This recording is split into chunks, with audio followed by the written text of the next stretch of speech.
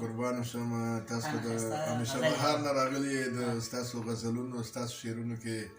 د نارنج خوشبو وه د ننګرهار هغه خوږه پسرلنۍ رنګیني پکې وه نو ډېر خوند او کیف مې ترې واخیستلو د هلال شاعري ما نه وه اورېدلې ګوره دلته وایي چې تر ډیوې لاندې تیارې وي دلته نږدې دی موږ سره د ده د خوږه شاعري مې نه وه اورېدلې ډېر کیف یې وکړو ډېر خوند مې واخیستو د باور صاحب د شاعرۍ نه ډېر ښه حماسي شعرونه یې واورول او غزله یې واورول او ستاسو صادق صاحب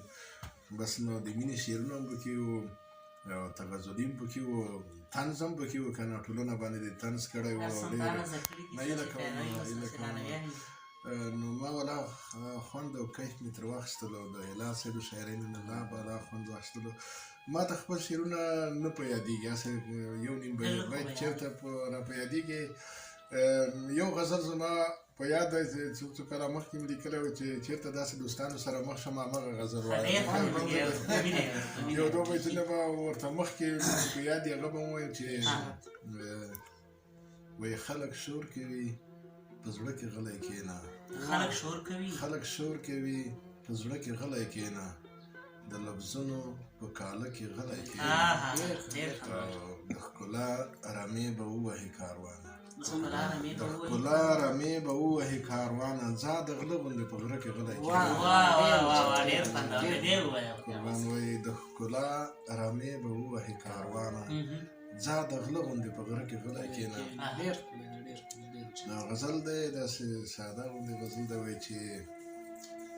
کله د کوترې په څېر کله هم د مار غوندې کله د کوترې په څېر کله هم د مار غوندې ژوند کله دښمن شي کله کله بیا د یار غوندې هغه شېبې تېرې شوې چې تا به راته وویل هغه شېبې تېرې شوې چې تا به راته وویل واچوه لاسونه مې په غاړه کې د هار غوندې ما ځولۍ راوړې وه او تا سر خوځولی و ما ځولۍ راوړې وه او تا سر خوځولی و لږ هم د اقرار غوندې او لږ هم د انکار غوندې ما ځولۍ راوړې وه او تا سر خوځولی و لږ هم د اقرار غوندې او لږ هم د انکار غوندې او موټي کې د کاڼی وه که ګل وه خبر نه ومه موټي کې د کاڼی وه که ګل وه خبر نه ومه لاس دې وتاو کړی زما ویشتو ته د وار غوندې موټي کې د کاڼی وه که ګل وه خبر نه ومه لاس دې وتاو کړی زما ویشتو ته د وار غوندې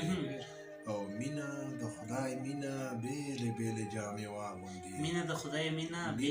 د خدای مینه بیلې بیلې جامې واغوندي چاته معشوقه شي چاته مور چاته د پلار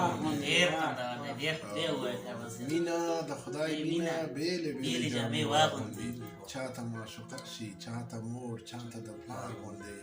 او څه کوي کاروان چې کله سور ګلابي شعر وایي څه کوي کاروان چې کله سور ګلابي شعر وایي کله نرګسي غزل د ستړي انتظار